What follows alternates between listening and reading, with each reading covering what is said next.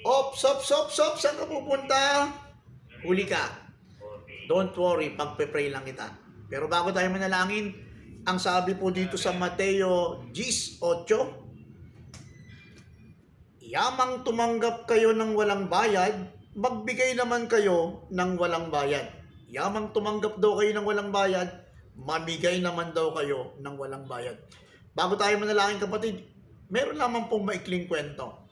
Minsan daw po may isang barbero sa isang syudad na yumaman, pinagpala ng Diyos, at bilang pasasalamat niya, yung first 10 na customer niya, inililibre niya. Kaya one time, habang nagpapagwit itong isang florist o yung nagtitinda ng bulaklak, at nung matapos na siyang gupitan, nung magbabayad na itong florist na nagtitinda ng bulaklak, sabi nito barbero, no. Walang bayad. The first 10 customer ay hindi ko pinagbabayad bilang pasasalamat ko sa Amang nasa langit. Alam mo, umuwi ngayon yung nagtitinda ng bulaklak. At kinaumagahan, pagbukas na itong barbero, laking gulat niya. May 10 magagandang bulaklak na nakalagay doon sa kanyang harapan. Na nakalagay, bilang pasasalamat ko sa iyo, narito ang 10 bulaklak. Lumipas ang araw, may nagpagupit na naman. Ang nagpagupit naman ay isang panadero o yung nagluluto ng tinapay. At nung matapos ng gupitan na nung barbero itong panadero, at nung magbabayad na itong panadero, sabi na itong barbero, Op. Sa unang 10 tao na gugupitan ko, ililibre ko bilang pasasalamat ko sa Amang nasa langit. Alam mo, kinaumagahan, pagbukas na itong barbero ng kanyang barbershop, laking gulat niya, may 10 malalaki at may init na tinapay na nakalagay doon sa kanyang harapan. At ang naglagay, bilang pasasalamat ko sa iyo, naririto ang 10 tinapay. Paglipas ng araw, may isang nagpagupit, isang pulis, taga Makati yata to. At nung ginupitan na itong barbero itong pulis, nung magbabayad na itong pulis, sabi na itong barbero, Op, sir, hindi ka pwede magbayad sapagkat yung unang 10 pulis na nagugupitan ko, inililibre ko bilang pasasalamat ko sa Amang nasa langit. Kinaumagahan, laking gulat na itong barbero dahil pagbukas niya nung kanyang barbershop niya, laking gulat niya, may 10 pulis na nakapila na gusto libre magpagupit sa kanya. Maaring nakakatawa ang kwento, pero ano yung gustong ipaalala sa atin?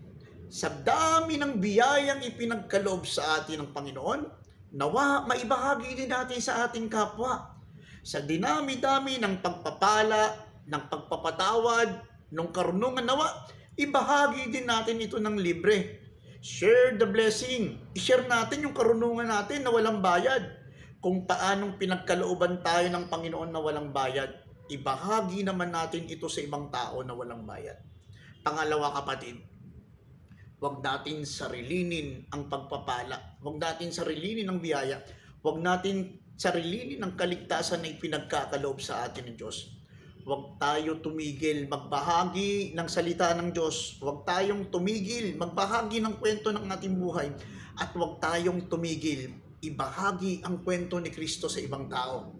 Kung paano kang pinatawad, kung paano kang pinagpala, kung paano kang pinagaling, at kung paano kang sinamahan ng Diyos, patuloy mong ikwento sa ibang tao. Patuloy mong ibahagi sa kaibigan, sa pamilya, sa mga kapitbahay, at higit sa lahat, sa mga taong dumadanas na ngayon ng mga problema, kadiliman, katabangan, at kawalan ng pag-asa. My dear brothers and sisters, nawa sa araw na to, patuloy kang samahan, patuloy kang pagpalain, patuloy kang pagalingin, at patuloy kang gamitin ng Diyos na buhay. Let's pray. The Father, Son, the Holy Spirit. Amen, Lord. Ang daim mo talagang pagpapala. Bagamat may mga problema kami, pero napakaliit ng problema kumpara doon sa daming biyaya mo. Kung titingnan namin, meron kaming anak, meron kaming misis, meron kaming mister na mabait, meron kaming partner sa buhay, meron kaming hanap buhay. Suot-suot namin ang uniforme na to. Naririyan pang aming magulang. Meron kaming motor. Meron kaming sasakyan. Buo ang aming katawan. Wala kaming sakit. Lord, sa araw na to, nagpapasalamat kami. At Lord, turuan mo kami na maging mapagbigay. Mapagbigay na walang hinihinging kapalit sa aming kapwa. Ipaalala mo lagi sa amin, Panginoon, na libre kaming tumanggap. Nawa, Lord, libre din namin imaibahagi ito sa aming kapwa.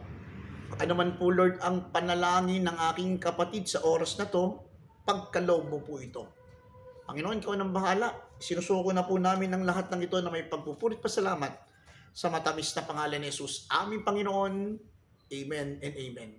The Father, Son, the Holy Spirit. Amen. Bago po tayo magtapos, babatiin ko lamang po ang OIC o Officer in Charge ng General Service Department, GSD ng Makati City Police Station, ng aking idol. Yan.